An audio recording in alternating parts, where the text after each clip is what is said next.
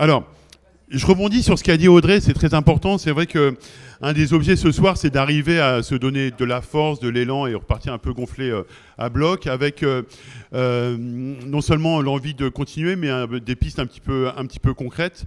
Je pense que ce qui a été bien montré là sur la soirée, c'est comment est-ce qu'on a construit finalement un système un petit peu global qui marche sur deux jambes, quoi. C'est-à-dire à la fois il y a une fonction de vigie pour documenter et pour savoir ce qui se passe, et puis la deuxième jambe c'est l'action, accompagner, riposter et donc faire quelque chose de l'information. Mais donc il y a ces deux objets. Je pense que ça a été dit aussi par Audrey, il y a un enjeu à ce qu'à partir de maintenant, on conjugue à la fois ce travail donc, de marcher sur deux jambes, documenter et agir au niveau national et comment est-ce qu'on arrive à perfectionner ce système, mais aussi au niveau territorial. On a vu qu'avec la PU de Lille, ça a été impulsé une sorte de collectif local dans le Nord. On a vu que c'était aussi le cas à Arles. Je pense que l'avenir est à l'émergence de collectifs comme ça, qui mailleront le territoire, et puis aussi peut-être de collectifs sectoriels. On a vu la manière dont une organisation en réseau comme le planning familial pouvait s'outiller. D'autres organisations, là on est sur 2 jours de formation et il y a 5 membres de l'UFISC, donc un gros réseau d'acteurs culturels, et donc c'est assez prometteur parce qu'on pressent qu'ils vont sortir de cette formation avec un outillage. Et donc je pense que l'idée c'est ça, c'est de continuer à faire surtout un espace appropriable, et donc ça veut dire un espace assez souple où on formaliserait pas forcément de manière très très lourde les modalités d'implication, mais on permettrait que chacun participe à sa mesure. Et donc là on va s'intéresser un peu à la manière dont au niveau national cette impulsion peut être donnée. Alors à la fois donc sur la partie documentée, et Julien je vais t'interroger sur ce point, sur la partie aussi on a vu que les libertés associatives c'était tout un ensemble de libertés fondamentales et donc de droits humains fondamentaux, et donc je vais pouvoir aussi t'interroger Nathalie sur ce point parce que la LDH embrasse en fait toute une série de défenses de droits. Mais peut-être pour commencer par toi David, et pour boucler sur la première table ronde où il était beaucoup question du contrat d'engagement républicain, j'allais dire faire un sort à cette question du contrat d'engagement républicain, peut-être avoir un dernier point, un focus ce soir sur ce point, puis on passera à autre chose, à la fois parce que c'est très important, c'est emblématique, et à la fois parce qu'on voit bien que le contrat d'engagement républicain résume évidemment pas du tout l'enjeu autour des libertés associatives. Les problèmes des libertés associatives étaient antérieurs à l'instauration du contrat d'engagement républicain. Néanmoins, la question que j'ai envie de te poser, c'est par rapport à l'unité du monde associatif, de demander l'abrogation du contrat d'engagement républicain, et aussi à la vague d'espoir qu'a suscité l'adoption du rapport CESE, Conseil économique, social et environnemental, l'année dernière, où il y a eu une demande d'abrogation aussi unanime dans ce rapport CESE. Unanime, ça veut dire que le MEDEF s'est positionné pour, la FNSEA et plein d'autres forces de la société civile qu'on n'attendait pas forcément sur ce positionnement-là. Est-ce que, malgré la configuration politique, ça vaut le coup de continuer à porter ce combat ? Comment ? Et comment est-ce qu'on peut avoir ce combat complémentaire à tout le reste en fait, de travail sur la défense des libertés associatives ? Au jour où on parle, 3 avril 2025. Vaste question. Merci tout d'abord de nous avoir invités le mouvement associatif que je représente ce soir en tant que personne qui s'occupe du plaidoyer au sein du mouvement associatif. Alors, sur la question du contrat d'engagement républicain, je pense qu'il y a un petit peu deux choses, quoi. C'est-à-dire que d'un côté, on voit qu'il y a une forme d'unanimité du monde associatif. Il faut le dire aussi, c'est pas si évident que ça. Le monde associatif est hyper divers, hyper large. Enfin, nous, au sein du mouvement associatif, on a des membres issus des associations qui vont représenter l'éducation populaire, le monde sportif, les associations familiales, etc., etc. Et c'est pas toujours facile d'avoir des positions communes au sein du monde associatif. On n'a pas forcément beaucoup d'unité entre l'asso sportive, l'association d'éducation populaire, etc., etc. La question du contrat d'engagement républicain, c'est sans doute un des plus forts point de convergence du monde associatif de ces dernières années. C'est un des rares sujets, en tout cas, qui a remobilisé le monde associatif et en quelque sorte qui l'a aussi repolitisé dans une certaine mesure. Et donc il y a quand même ce mouvement du monde associatif qui se remobilise, qui se repolitise autour du sujet des libertés associatives. Et à l'inverse, en fait, dans la réponse un petit peu politique qu'on peut retrouver à ça, en fait, ce qu'on voit, c'est plutôt une forme de crispation du monde politique par rapport à ce sujet.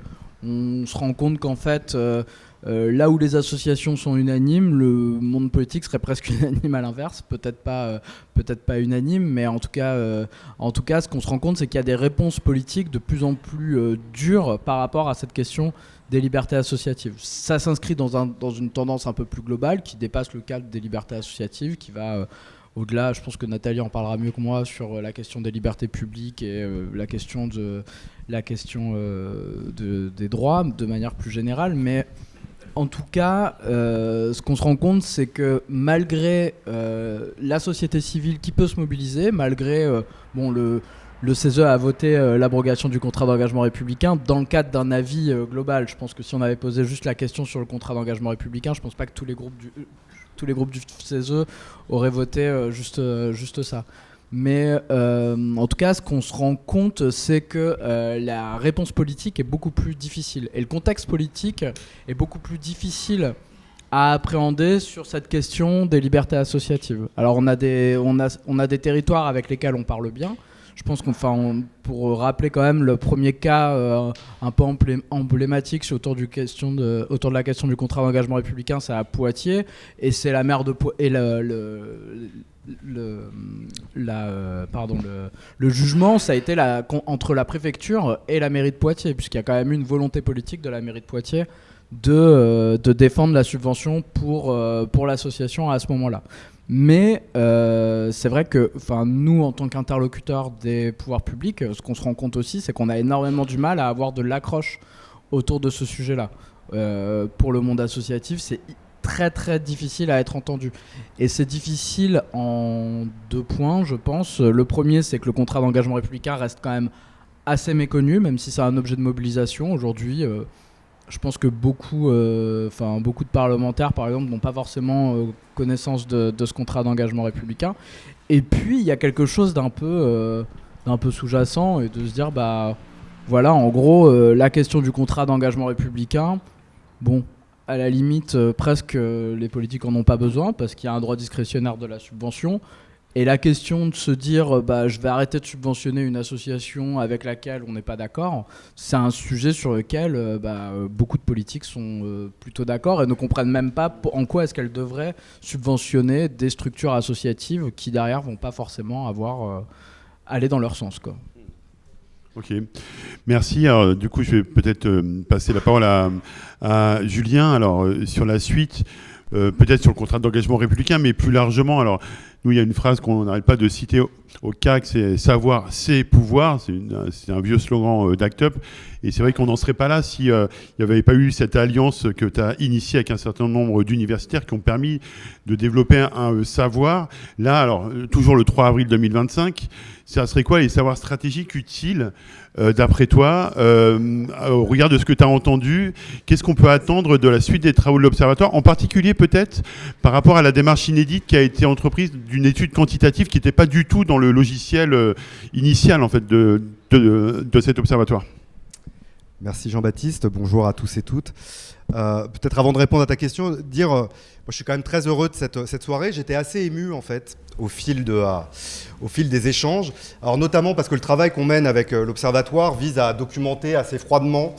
On constitue des fiches, des cas avec Antonio, avec Marie, avec Pablo et beaucoup d'autres ici, avec l'idée de documenter effectivement de façon la plus factuelle, froide possible, pour potentiellement malgré tout contribuer à scandaliser et démontrer, je crois, la très grande violence de ce que vivent les militants sur le terrain pour des choses qui pourraient paraître aussi anodines qu'une coupe de subvention et des formes, on parle beaucoup de violence policière depuis quelques années, mais je crois de violence administrative, au fond, que vivent les militantes et les militants. Et moi, ça m'a frappé dans les différentes prises de parole. Et je trouve ça hyper important qu'on arrive à donner une visibilité précisément, et David le disait, en fait, que c'est pas facile de constituer ces questions-là en problème public. Et je crois qu'au fil des 5 années qui ont émaillé le travail de l'Observatoire, on a quand même réussi à contribuer avec tout ce travail collectif et tous les acteurs qui sont mobilisés sur ces questions, avec la LDH, avec le mouvement ASSO, avec le CAC et beaucoup d'autres, à constituer cette question-là en problème public. Alors on va continuer avec cette idée qu'effectivement, dans les stratégies de riposte, la documentation et la visibilisation, au fond, de ces phénomènes est une question importante. Un mot peut-être sur en lien aussi avec ce que tu as posé comme question à David, en fait, sur le CER. C'est-à-dire que d'un côté, je pense que c'est hyper important de faire tout ce qu'on a fait ce soir et ce qu'on essaye de faire avec l'Observatoire, de mettre en avant la violence du CER, et en même temps de le replacer dans l'ordinaire de la répression associative, qui est beaucoup plus large, beaucoup plus structurelle et systémique que ça. Au fond, il y a 5, 6, 7 cas de mobilisation du CER à ce jour. Et moi, l'hypothèse que je fais par ailleurs, au regard des défaites juridiques qui ont été celles de l'État à ce jour, c'est que le CER ne devrait pas connaître d'explosion considérable, du moins avant l'arrivée au pouvoir du Rassemblement national. Pour le dire comme ça, on verra ce qu'il en est d'ici là, et peut-être qu'on aura des victoires avant ça et son abolition. Et malgré tout, quand bien même le CER ne gagnerait pas du terrain dans les mois et les années qui viennent, on est quand même mal embarqué. Il faut se le dire, le fond de l'air est brun, quoi. L'ambiance est quand même assez difficile, et pas qu'aux États-Unis. Ici en France, on parle beaucoup d'état de droit ces jours-ci, et Nathalie y viendra certainement. Et je pense qu'il y a un enjeu, et nous, c'est ce qu'on est en train de documenter en fait en ce moment avec l'Observatoire, c'est qu'au-delà du CER, le phénomène plus large, c'est cette lame de fond, cette attaque sur le rôle politique des associations, qui se manifeste de différentes façons. La loi séparatisme, au fond, avait aussi cet objectif-là, et derrière le CER, il y a aussi ça. On entend beaucoup monter en ce moment le discours concernant la neutralité politique des associations, en réaction en particulier aux prises de position d'un certain nombre d'assauts au moment des législatives dernières. On prépare une note, un rapport sur cette question-là. Dans le FDVA qui a été évoqué tout à l'heure, il y a aussi cet enjeu qui est en filigrane. On prépare aussi une note sur cette question, notamment avec le travail de Pablo Corroyer ici présent. Et donc voilà, je crois que c'est ça en fait qu'on essaye de faire, c'est à la fois documenter le plus froidement possible, pour mener la bataille culturelle malgré tout, et se dire que la question des libertés associatives doit être une question démocratique fondamentale. C'est-à-dire qu'on le voit aujourd'hui aux États-Unis, en fait, avec les attaques de Trump sur USAID, voilà, les ONG, les associations seront en première ligne du basculement autoritaire qui se prépare, et c'est déjà le cas aujourd'hui. Et on a parfois du mal, au fond, à le faire comprendre. C'est-à-dire que c'est moins spectaculaire, de fait, un CER et une coupe de subventions que d'autres formes de répression qui sont plus directes, et les attaques sur la République des juges aussi. Mais tout ça fait système, au fond. Et je crois qu'il est important, du coup, de se fédérer. Et des organisations, évidemment, comme la LDH, sont tout à fait centrales de ce point de vue-là. Et je pense qu'il faut continuer, au fond, à marteler cette question-là. Je crois que c'est pas facile, en fait. L'idée selon laquelle la défense des libertés associatives, c'est pas un combat corporatiste. Moi, c'est un truc que j'entends beaucoup. Moi qui est au fond dans une autre corporation qui est aussi attaquée, hein, celle des chercheurs en sciences sociales, et tout ça se tient également, l'idée qu'au fond les assos qui se mobilisent, c'est des assos qui vont pleurnicher pour avoir 3 francs 6 sous au fond. Et voilà, et réussir à démontrer, c'est ça qu'on essaye de faire, c'est de dire, voilà, c'est un enjeu non seulement d'intérêt général, mais démocratique fondamental, et l'attaque sur les libertés associatives est un élément central du tournant autoritaire qu'on est en train de vivre aujourd'hui. Donc voilà, on continue via des rapports thématiques. On aimerait bien, tu mentionnais l'UFISC à l'instant, parce qu'on mène aussi des travaux sectoriels, et il y en a plusieurs exemples sur cette table avec différents rapports qu'on a publiés ces derniers mois et ces dernières années. Peut-être faire un travail sur le secteur culturel qui paraît effectivement assez directement ciblé aujourd'hui.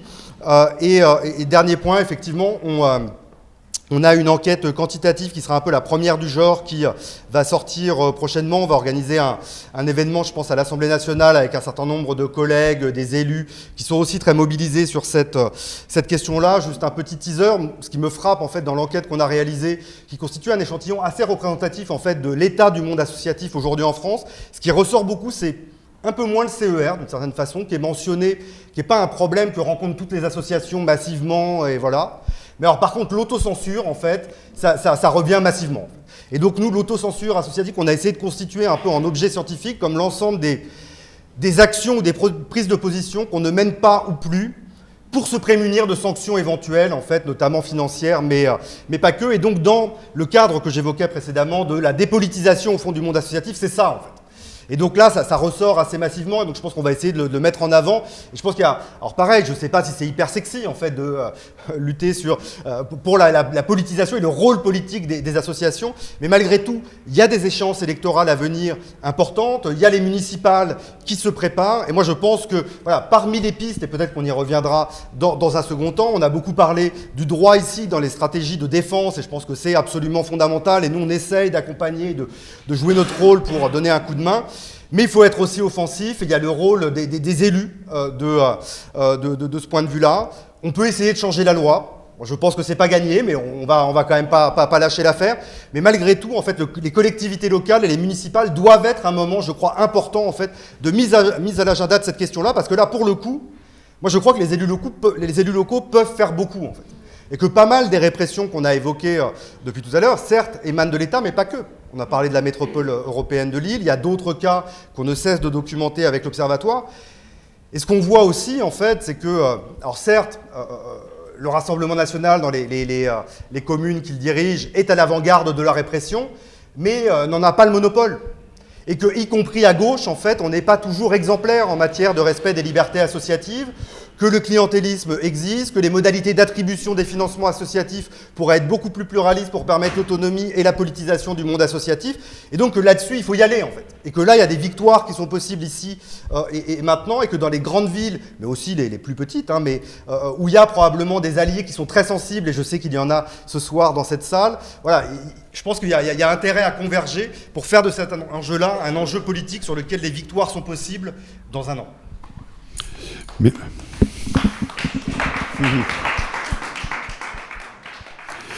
Merci Nathalie. Alors on va continuer à explorer la manière dont des victoires sont possibles avec la LDH qui se mobilise sur ce sujet. Il y a quelques jours une journée d'études passionnante organisée par la LDH, peut-être avec le scope très très large qui est le vôtre.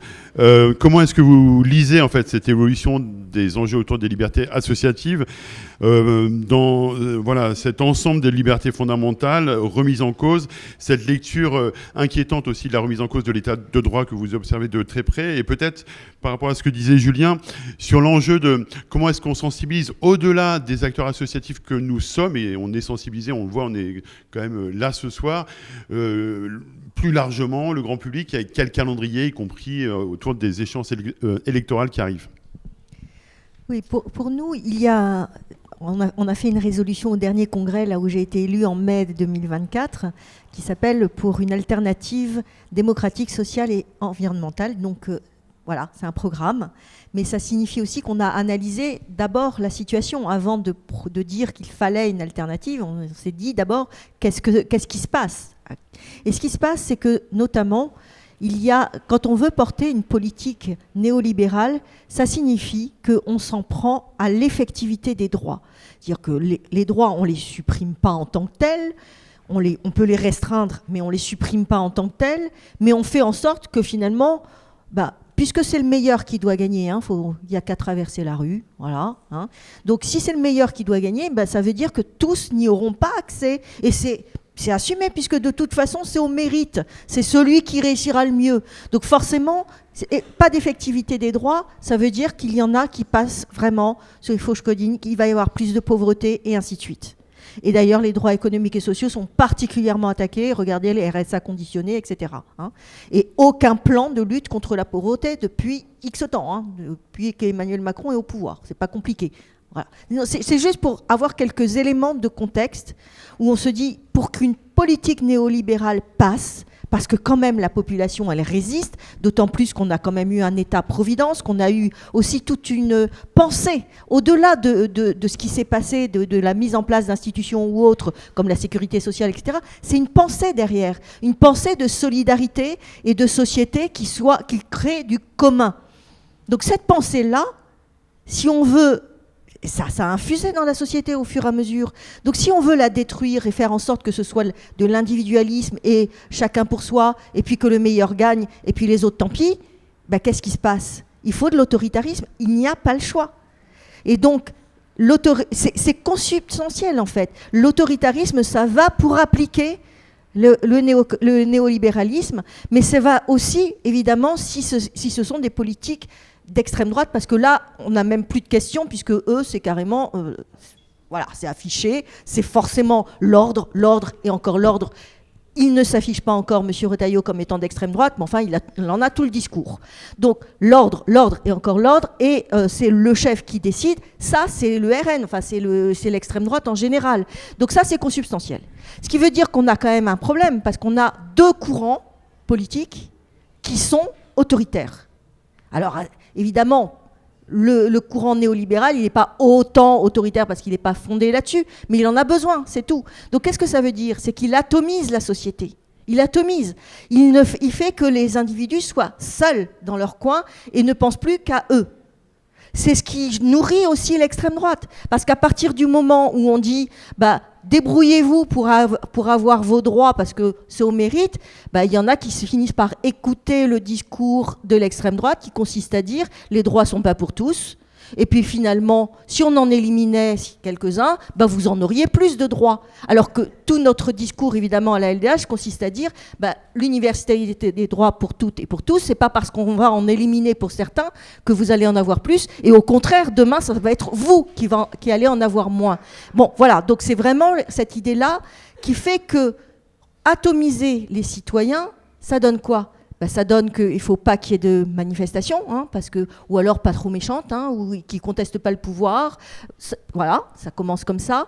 Et puis quand on va, même sur la liberté d'expression, alors que là on pourrait se dire c'est individuel, oui mais il faut quand même que ça contente le pouvoir, donc voilà, on attaque aussi la liberté d'expression, mais ce sont les libertés donc concernant les manifestations, mais aussi la liberté de réunion. Regardez ce qui se passe même dans les facs, où on n'arrive plus à se réunir, alors que c'est un lieu de débat, là, à l'université. Les libertés académiques, on l'a dit, il ne faut pas que les chercheurs puissent travailler ensemble sur un certain nombre de sujets qui fâchent.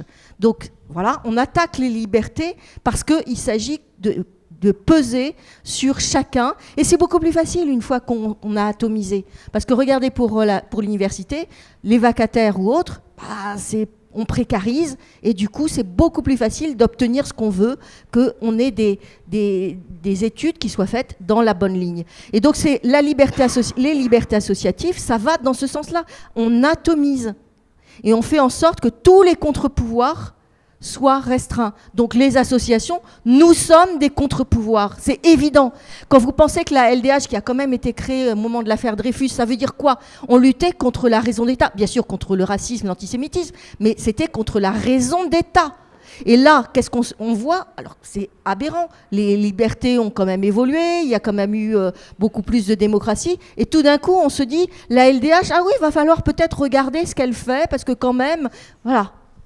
Donc on se dit, mais ça ne va plus là. Si on se dit que la LDH elle-même, depuis 1898, elle lutte contre la raison d'État, et que le fait de critiquer ce qui s'est passé sur Sainte-Soline, c'est-à-dire les atteintes graves à la vie d'abord, parce que c'est les entraves au secours, et ensuite à la liberté de manifester, le seul fait de faire ça, ça y est, on va attaquer. Donc on a un problème là sur la démocratie. Et donc là, c'est l'atomisation, parce que ce sont le problème de baisser les contre-pouvoirs, et c'est vrai aussi pour le contre-pouvoir que sont les juges. C'est la même chose. On attaque les contre-pouvoirs et on atomise à chaque fois. On fait en sorte que les syndicats, par exemple, il y a eu une loi qui est passée il n'y a pas longtemps pour dire que pour les magistrats, concernant leur liberté d'expression, voilà. Et ça, c'est contre la liberté syndicale. C'est-à-dire que c'est ce que tu disais pour les associations, mais on est en train de dire que l'impartialité des magistrats qui doit s'exercer au moment de juger et dans le jugement, dans la fonction de juger, on est en train de dire qu'en fait, il ne faut pas seulement de l'impartialité et pas seulement au moment de juger, mais il faut de la neutralité. Voilà, la neutralité politique, syndicale. On aseptise le discours. Si on dit que les associations ne doivent plus être politiques, ne doivent plus avoir un discours politique, si on dit que les juges ne peuvent plus se syndiquer, ne peuvent plus avoir un discours politique, qu'est-ce qu'on a comme contre-pouvoir ? Voilà, c'est là. Et tout à l'heure, pour ne pas être longue, je vais finir tout de suite, parce que je sens que sinon... Et donc, je dirais que tout à l'heure, on a bien dit, il faut absolument de la solidarité.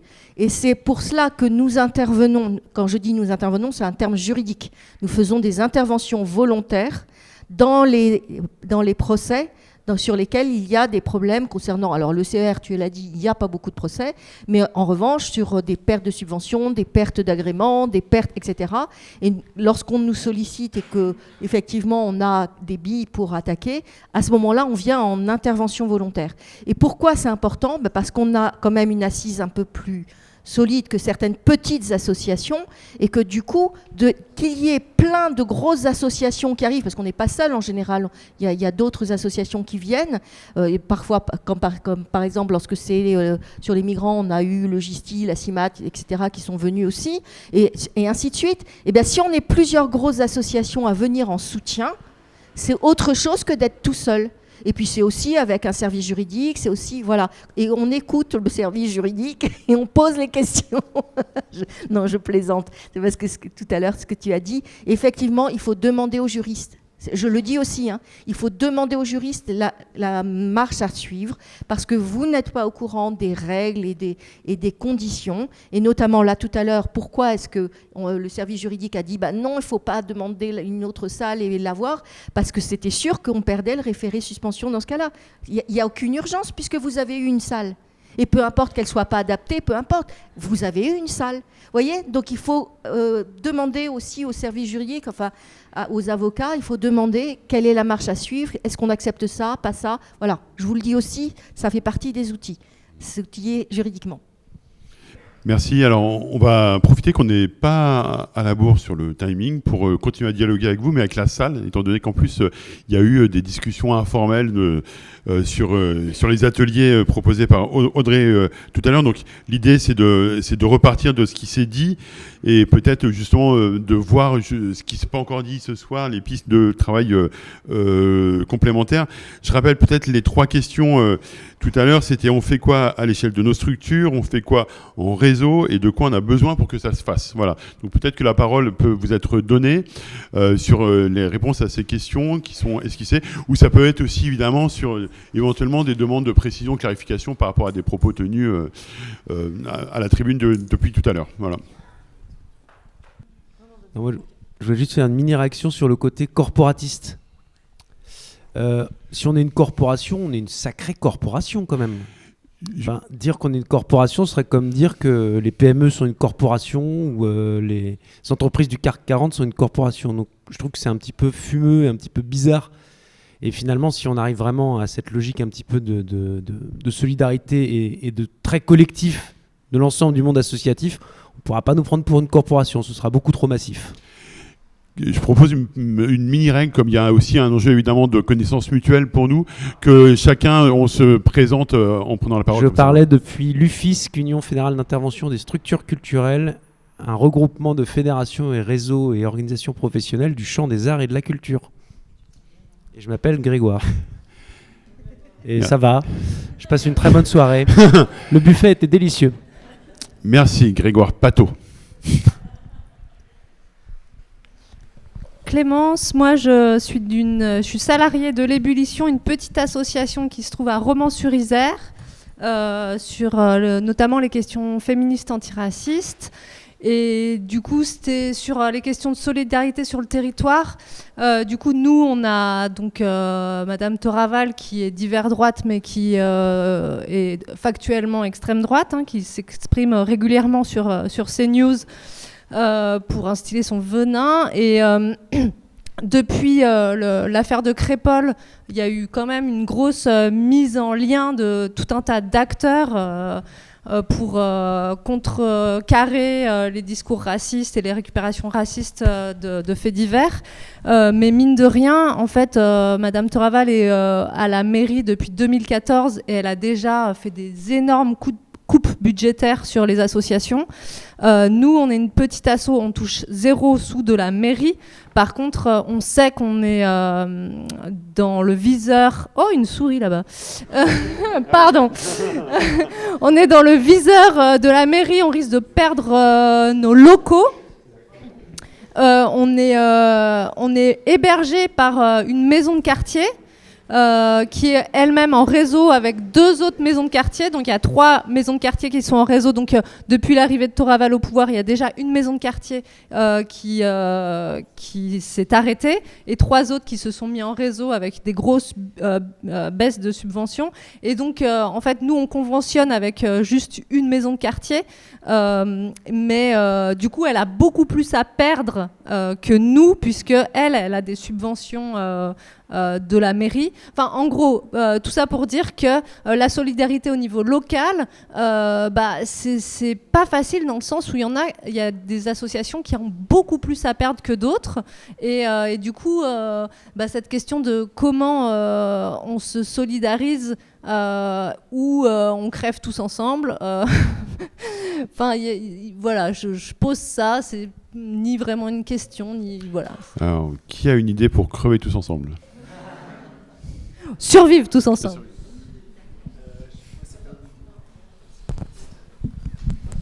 Moi, j'ai été un peu sensible à ce qui a été dit sur l'échéance municipale. Alors, je précise que je ne suis pas dans une direction politique, mais que je pourrais l'être. Mais quand même, c'est simplement ce que je veux dire, c'est que nous, on est une commune qui a toujours connu une municipalité de gauche. Et je peux vous dire que sur la démocratie locale, sur la transparence au niveau des subventions, sur le clientélisme, et je peux en rajouter, sur le fait qu'on nous reproche de trop s'occuper des immigrés, tout ça, on l'a connu avec les communes de gauche depuis 40 ans. Donc je pense qu'il y a une clarification par rapport au municipal parce que c'est des enjeux dans les villes. Et quand je parle de démocratie locale, c'est important parce que les habitants des quartiers populaires notamment sont jamais concertés et qu'ils vivent là vraiment dans une période... En fait, les services publics se cassent la gueule, il n'y a plus de subventions aux associations de proximité, j'en passe, c'est plus la répression, etc. etc. Voilà. Donc je pense qu'il faudra vraiment développer ce champ-là, réfléchir à ça. Le deuxième point, ça c'est par rapport à l'expérience qu'on a eue, mais en même temps je suis complètement d'accord avec ce que tu viens de dire quand tu parles de ta réalité. La solidarité interassociative, c'est un mythe. Même si on a eu de la solidarité, c'est des réalités totalement hétérogènes, les associations. Et nous, on a bien senti qu'il y a des associations qui ne voulaient pas nous soutenir. Ils ne le disaient pas clairement, mais bon, je vais déjà financièrement 0 centime. Mais en plus, on nous a même reproché la lettre ouverte au préfet de l'avoir signée par des grosses associations. Je ne vais pas les citer. Mais ce que je veux dire, c'est que quand on a une identité associative et politique et qu'on est à la fois une association d'éducation populaire et qu'on a en même temps très clair sur notre identité politique au sens l'antiracisme, le féminisme, la démocratie locale, la lutte contre l'exclusion et j'en passe, c'est bien évident qu'on le paye. Et qu'on le paye plus maintenant qu'il y a quelques années. Mais de toute façon, c'est quelque chose qu'on paye. Et moi, je pense qu'il y a vraiment des clarifications à faire par rapport à ça. Parce qu'il y a des associations qui nous ont contactés, dont nous, on pense qu'elles ne représentent absolument pas la réalité du monde associatif, ou les réalités du monde associatif. Ouais. Ouais. Alors, on va donc Pablo, et puis après Elsa. Non. Ah, vas-y Elsa, et puis... Voilà, moi je me présente, je m'appelle Elsa Sabado, je suis journaliste indépendante, et ce que tu es en train de dire sur la question, sur le fait qu'il y ait association et association, et moi je travaille plus exactement sur en fait, il y a des associations qui vont bien aujourd'hui, c'est les associations de l'extrême droite, et enfin voilà, qui sont de plus en plus financées. Et ce que je fais un petit appel là, j'en profite de cette réunion un peu de différents endroits de la France. J'aimerais savoir, enfin, s'il y en a parmi vous qui se sont vus ôter des subventions au profit d'associations de la nouvelle extrême droite, on va dire. Voilà, je ne sais pas comment des associations catholiques traditionnelles, etc. Voilà. Pardon ? Ça peut. Non, mais bien sûr, c'est Laurent Wauquiez en est un exemple. Mais voilà, donc ceux qui voient ça au niveau local, comme vous êtes souvent proche des préfectures, voilà, si vous avez des expériences là-dessus, je me tiens à votre disposition à la fin de la réunion. Voilà, merci. Alors Pablo, tu vas peut-être pouvoir répondre sur le plateau des 1000 vaches, par exemple. Sur le passage à la... Ah oui, sur les En associations te d'extrême droite. présentant peut-être d'abord. Oui, donc moi c'est Pablo Correa, donc je suis chercheur et aussi avec l'Observatoire des libertés associatives. Donc je travaille un peu sur la répression des associations, enfin, les conflits autour des financements d'associations dans les pouvoirs publics. Et qu'est-ce que je voulais dire? Alors, sur les associations d'extrême droite, sur le plateau de 2000 vaches, je sais pas. Enfin, oui, il y a un député d'extrême droite qui est à fond contre le tissu associatif local, mais où pour le coup, il y a une grosse réaction des associations, mais aussi des élus locaux pour un peu défendre le territoire contre cet élu parachuté du RN parisien là, en Creuse. Enfin, bon, c'est assez fort. Ils lui ont plutôt cloué le bec pour l'instant, de ce que j'en sais.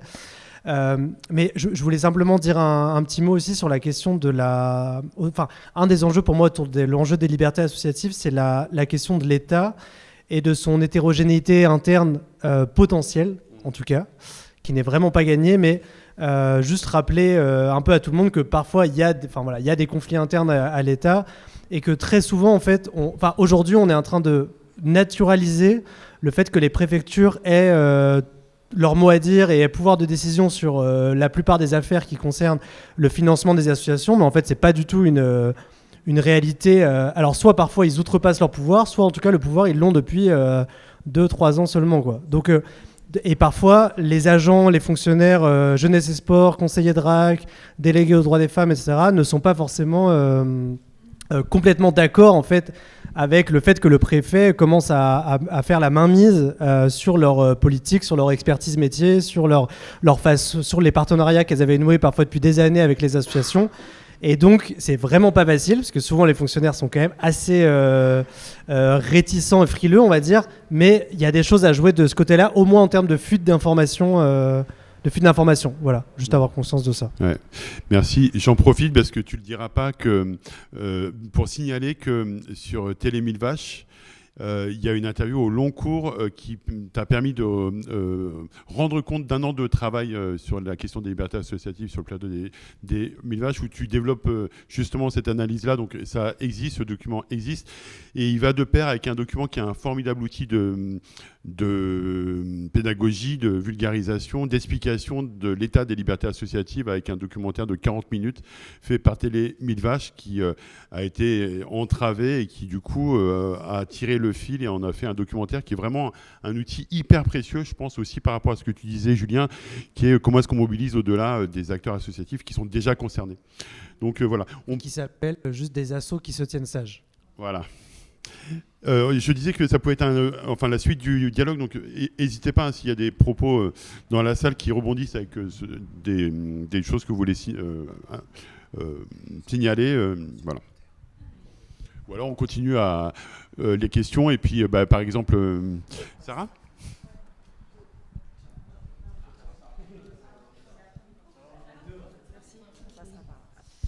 Oui, donc Sarah, moi je parle au nom du collectif du groupe de travail des libertés associatives au sein des écologistes. Vous avez ici les copilotes en fait, de ce groupe de travail. Il manque Katia Bourdin, qui est élue en Nouvelle-Aquitaine, donc Centre-Val de Loire, Paris, Bourgogne-Franche-Comté. Il y a 2 ans, je rebondis du coup, Julien, sur ce que tu disais, faut s'appuyer aussi sur des élus locaux, puisque on a des biens. C'est comme les chasseurs. Voilà. Et il y a 2 ans, typiquement, en fait, on s'est réunis à 4 et on a coécrit une tribune des élus qu'on voulait, une tribune républicaine des élus contre le contrat d'engagement républicain. Et en pleine bataille sénatoriale, on a réussi à aller choper 650 signatures d'élus locaux, justement en disant, mais nous, élus locaux, nos partenaires, nos collègues de proximité, c'est qui? Ce sont les associations. Il faut absolument qu'on les défende, surtout que aujourd'hui, on est surveillé par le préfet, donc il y a un devoir de tutelle qui est en train d'être mis en place. Et donc nous, si on veut mettre en place nos politiques dans une logique en fait, de protection des libertés aussi des collectivités, il faut qu'on défende les associations. Et donc, on demande l'abolition du contrat d'engagement républicain. On n'est pas resté, on n'a pas dormi sur nos lauriers depuis. Tous les dimanches soirs, en fait, on se réunit. Je dis ça parce que c'est quand même, voilà, c'est quand même un engagement. Et notamment, cette tribune, on l'a publiée juste avant le 1er juillet. Et après, on s'est rapproché de vous tous et toutes. Et on s'est dit, il faut absolument que cette date du 1er juillet, on en fasse quelque chose. L'année dernière, on s'était dit, il faut qu'on fasse un grand événement des libertés associatives. Bam, dissolution. Vous nous avez dit, bon, peut-être qu'en effet, vous avez autre chose à faire en ce moment. Donc, partez en campagne, on se revoit après. Et voilà. Là, depuis, on rebosse. Et on a très envie, en fait, le 1er juillet de cette année, d'aller à l'Assemblée nationale et de faire un atelier des lois. Et le but est de s'appuyer sur les préconisations du CESE, le but c'est de s'appuyer sur tous les travaux que vous faites et de faire en sorte que le soir même, les députés aient en main la grande loi de protection des associations qu'on attend depuis la loi séparatisme et qui nous fait défaut. Donc nous, élus locaux, c'est vrai qu'on fait ce qu'on peut. On doit travailler avec nos propres collectivités et on doit travailler aussi avec nos propres alliés. Qui ne sont pas forcément au fait du fonctionnement d'une association. Donc on a ce travail de sensibilisation, de formation en interne. Donc on a besoin de vous pour nous chahuter, pour écrire des courriers, pour faire des tribunes et pour que ça aille peut-être un tout petit peu plus vite. Mais voilà, vous avez des alliés. Et je conclus toujours sur la même chose, je serai très rébarbative, mais on a besoin aussi que vous rentriez en politique, s'il vous plaît. Parce que ce n'est pas sale. C'est possible, c'est très intéressant, c'est passionnant. Et en fait, quand on a des gens qui sont experts des libertés associatives, qui sont experts de ces réalités-là que vous vivez, bizarrement, ça va beaucoup plus vite. Plutôt que d'avoir une politique qui est confisquée par des élites, qui fait de l'entre-soi et qui n'y connaît finalement pas grand-chose, s'il vous plaît, prenez le pouvoir. Merci. Du coup, j'en profite pour indiquer que le 1er juillet est une date importante puisque au CAC, sous l'impulsion notamment de l'UFIS, mais aussi du CRI, de gros réseaux de solidarité internationale, du planning familial, etc., d'autres réseaux, au moment de l'adoption en force du 49.3 pour le budget 2025, il a été décidé de construire des soulèvements associatifs avec un coup d'envoi officiel qui sera le 1er juillet de cette opération. Et on fait une réunion d'information mardi à 9h, donc toutes les infos sont sur le site du CAC pour expliquer ce que c'est que cette mobilisation qui va s'inscrire dans le temps forcément, y compris avec le calendrier électoral dont on parlait. Ah oui, si, effectivement, il y a... Oui, dans le cadre de cette opération, il y a notamment tout un travail qu'on fait, alors notamment avec un certain nombre de médias, Mediapart, ça vous surprendra pas, je pense, mais pas que, avec la tentative, donc sur le long terme, d'avoir un jour une alerte associative pour donner à comprendre ce que c'est en fait que les conséquences des coupures budgétaires et de la répression des libertés associatives, d'arriver à incarner ça et faire comprendre au-delà des chiffres ce que ça produit humainement. Voilà.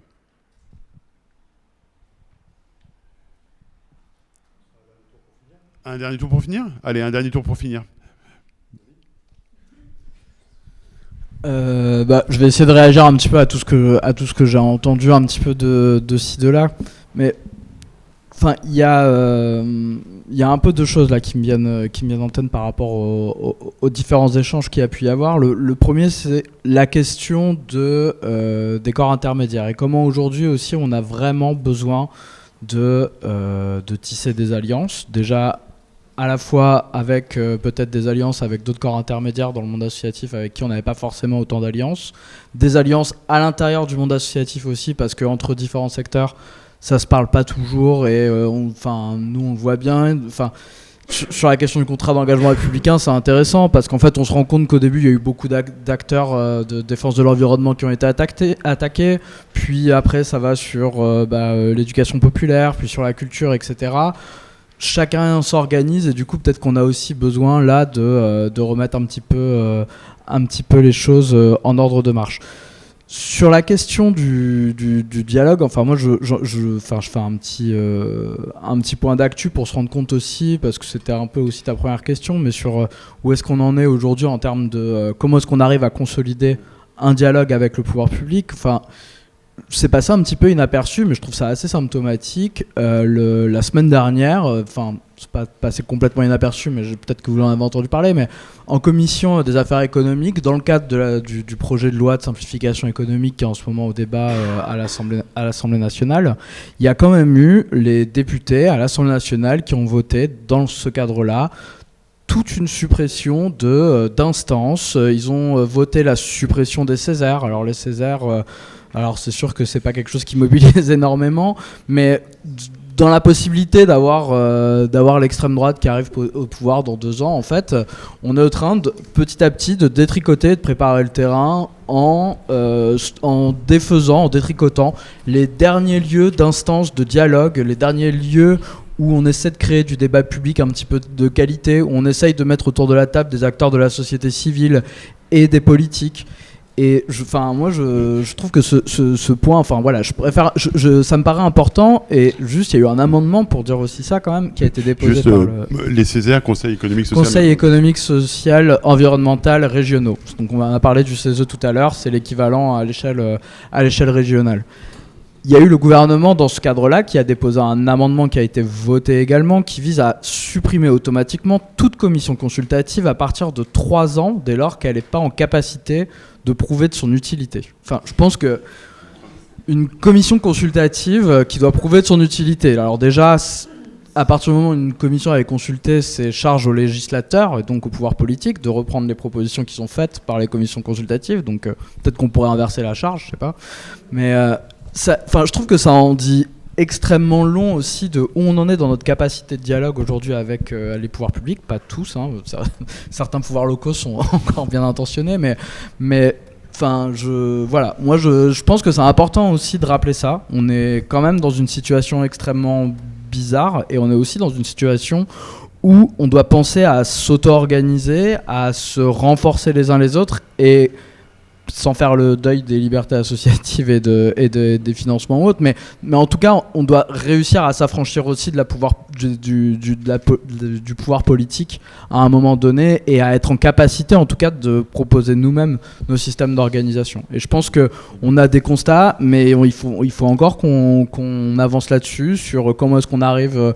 on parle avec Jean-Baptiste, on essaye de travailler avec certains acteurs, comment est-ce qu'on arrive à mieux repérer les cas avec l'Observatoire, comment est-ce qu'on arrive à mieux sensibiliser autour de ces cas, comment est-ce qu'on arrive à peut-être à s'adresser à d'autres types d'acteurs. Je pense que cet été, au moment de la dissolution, tout le monde s'est tourné vers la philanthropie, sauf que la philanthropie, elle n'est pas du tout armée en France pour pouvoir remplacer des financements publics, elle n'est pas du tout armée pour intervenir sur des choses très politiques non plus. Donc comment est-ce qu'on arrive aussi à construire des alliances à ce niveau-là, comment est-ce qu'on arrive... je pense qu'il y a encore énormément de choses à travailler ensemble et voilà. Merci. Effectivement, si les comités consultatifs doivent prouver leur utilité, ça se trouve, le HCVA va disparaître au commissariat à la vie associative. Ce qui serait dommage, parce que le HCVA produit des avis extrêmement importants, extrêmement intéressants, extrêmement critiques. Par exemple, sur le CER, c'est aussi pour dire que tout ce qu'on dit là, on le dit de notre place d'acteurs associatifs, mais toute une série d'instances indépendantes, CNCDH, DDD, il y avait quelqu'un de l'équipe de la défenseur des droits tout à l'heure, etc. HCVA disent la même chose, en fait. C'est pas voilà. Sur ces perspectives pas entièrement réjouissantes, Nathalie, que faire? La vieille question de Lénine. Je n'ai pas la solution, c'est terrible. Mais effectivement, par rapport à ce que tu dis, c'est par exemple aussi la commission des débats publics qui perd la possibilité d'être saisie pour les projets industriels. Enfin, c'est quand même incroyable. C'est commission des débats publics. Non, je dis ça parce que ça rentre dans ce que tu disais, c'est-à-dire que les instances de participation de citoyenne finalement, et où on peut s'exprimer, participer au travail de l'État de façon citoyenne, c'est en train de s'effriter. Mais c'est toujours la même idée de ce que je développais tout à l'heure. Et le problème, il est le même que ce que chacun peut voir, c'est-à-dire que on se dit, oh, on fait le gros dos parce que là, ça me touche moi, mais bon, c'est bon, ça touche le voisin, c'est bon, hein, c'est pas moi, ouf, c'est passé à côté. C'est ce que je disais tout à l'heure, à partir du moment où on tape sur certains pour leur enlever les droits, de toute façon, ça finit par s'étendre de façon générale, parce que c'est obligatoire, à moins que vous soyez bien dans la ligne, ça, on est d'accord, mais et encore, parce que même si vous êtes avec une parole aseptisée, bah, peut-être que ça sera même pas intéressant. Et tout à l'heure, dans les contre-pouvoirs, j'ai oublié de dire la culture, évidemment, c'est un contre-pouvoir important. Donc voilà. Donc on est dans une mauvaise dynamique, mais en même temps, on a pris conscience dans de nombreux secteurs et que peut-être justement, ça va permettre de faire réagir. Je pense aussi que l'international, ça joue encore. Ça jouera plus du tout avec l'extrême droite parce que justement elle veut supprimer tout ce qui est sortir des conventions internationales, etc. Donc c'est justement pour ça que la défense de l'état de droit est particulièrement importante, parce que si on n'a même plus le recours aux juges avec justement des conventions qui protègent les uns et les autres par rapport pour les droits et les libertés, on ne va pas pouvoir faire grand-chose, hein. Donc pour l'instant, on tient encore, on a des juges qui appliquent les conventions internationales. On a malgré tout, même si le Conseil constitutionnel il n'est pas très très très courageux, mais il existe et il applique encore la Déclaration des droits de l'homme et du citoyen de 1789, le préambule de 46. Donc faisons en sorte de protéger ça, hein, parce que sinon on va vous alerter et dire il faut se solidariser, mais si on peut même plus avoir recours aux juges, dites-vous bien, c'est fini, hein. Donc attention à ça. Mais pourquoi je dis l'international ? Parce que pour l'instant, ça a quand même un impact sur le gouvernement. En tout cas, Emmanuel Macron, il n'aime pas trop être montré du doigt d'un point de vue international. C'est pas que ça ait un effet extraordinaire tout de suite, mais enfin, il n'aime pas trop ça. Et donc c'est pour ça que là, nous avons aussi participé. On a eu une mission FIDH, donc parce qu'on est membre de la Fédération internationale des droits humains, et donc on a participé à une mission où il y a la question des libertés associatives qui évidemment a été posée, puisque c'est, comme je vous disais, hein, les atteintes aux diverses libertés, voilà, ça a été posé. Et je pense que ça peut un petit peu avoir de l'effet, notamment parce qu'on a après la possibilité de se tourner vers également le Conseil de l'Europe, l'ONU, etc. Voilà. Julien, le redoutable privilège du mot de la fin de cette riche soirée. Alors, 3 points peut-être pour réagir à différentes choses qui ont pu être dites. Peut-être d'abord revenir sur la question du corporatisme que j'évoquais, alors que je ne reprenais pas à mon compte, mais c'était pour dire au fond que moi c'est un discours que j'entends en fait, et que dans la perception du ordinaire, je vais peut-être détailler un petit peu, mais de ce combat sur les libertés associatives, je pense qu'on a progressé, mais qu'il y a encore du chemin à faire en fait, dans la pédagogie. Et moi j'entends en fait aussi bien chez mes camarades en fait d'extrême gauche, un peu toto. Au fond, là, tes histoires de coupe de sub et de CER, c'est des SOSDEM, en fait, qui pleurnichent. S'ils veulent vraiment critiquer l'État, ils n'ont qu'à arrêter de demander des financements publics. Il ne faut pas être surpris d'une certaine façon. Un État, ça réprime. Voilà, donc il y a d'un côté une critique par la gauche, et puis d'un autre côté, il y a la critique par le bloc néolibéral que tu évoquais. Au fond, c'est des punks à chiens qui ne servent pas à grand-chose, qui vont pleurnicher parce qu'ils n'arriveront plus à financer leurs trucs qui, de toute façon, servent à rien. Et donc voilà, il y a encore, moi, il me semble, malgré le fait que les assos aient une bonne image dans la société, etc., voilà, de montrer que c'est un enjeu démocratique. Et je pense qu'une façon, voilà, donc bataille culturelle, enjeu de cadrage, et je pense qu'en fait la façon dont tu le présentais tout à l'heure, Nathalie, et à certains égards, voilà, le mouvement Asso via sa campagne sur l'enjeu démocratique au fond que représente le monde associatif va aussi dans ce sens-là, mais faire des associations au fond un pilier essentiel des contre-pouvoirs qui sont le cœur de la dynamique démocratique, c'est pour moi, c'est le cœur du réacteur, en fait. Alors, avec les autres piliers. Et le problème, et Jean-Baptiste l'a bien montré dans son livre, c'est qu'on est quand même dans un pays où on n'a pas une culture du contre-pouvoir qui est très ancrée, bien au contraire, en fait, et y compris, je crois, moi, je suis convaincu qu'un des moteurs de la transformation sociale, c'est justement l'articulation entre pouvoir et contre-pouvoir, ce que disait un peu Podemos, un pied dans l'institution, 1000 pieds dehors, en fait. Alors, on pourrait discuter des résultats de Podemos, mais je pense qu'ils ont quand même produit des choses, en fait, quand on va regarder ce qui s'est passé à Barcelone, et c'est ces articulations-là qu'on a parfois du mal à réaliser en France. Alors moi j'ai un peu tapé effectivement sur les élus locaux. Alors a fortiori, et pour rebondir sur ce que disait Fatima, moi j'en suis venu aux libertés associatives parce que je travaille au départ d'abord sur le monde associatif dans les quartiers populaires où c'est chaud quand même, il faut le dire, et où il y a une histoire de répression, y compris à gauche, qui est très enracinée. Et moi, une partie de mon travail de recherche, ça a été de le documenter. En même temps, Pablo a raison de le dire, en fait, de souligner que l'État n'est pas un bloc monolithique, qu'il y a des contradictions internes, et qu'il y a des alliés aussi à l'intérieur des mondes institutionnels. Et c'est aussi ça qu'on essaye de tisser avec l'Observatoire et la coalition, d'une certaine façon.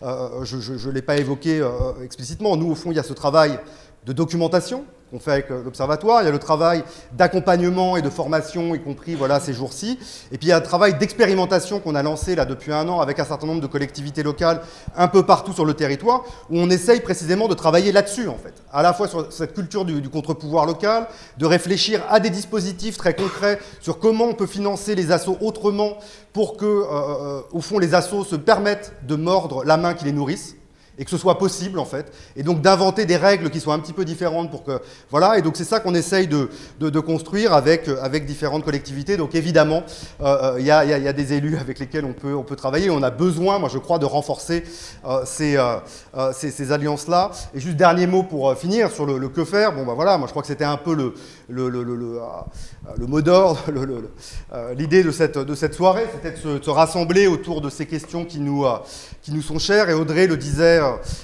tout à l'heure, nous qui travaillons en fait depuis des années là-dessus, on a envie qu'on puisse essaimer et en fait faire réseau encore plus. Et donc, si vous avez envie, vous êtes convaincus, et je n'en doute pas, que c'est un enjeu important pour les années à venir, et voilà, fédérons-nous et allions-nous, assos, chercheurs, élus, journalistes aussi.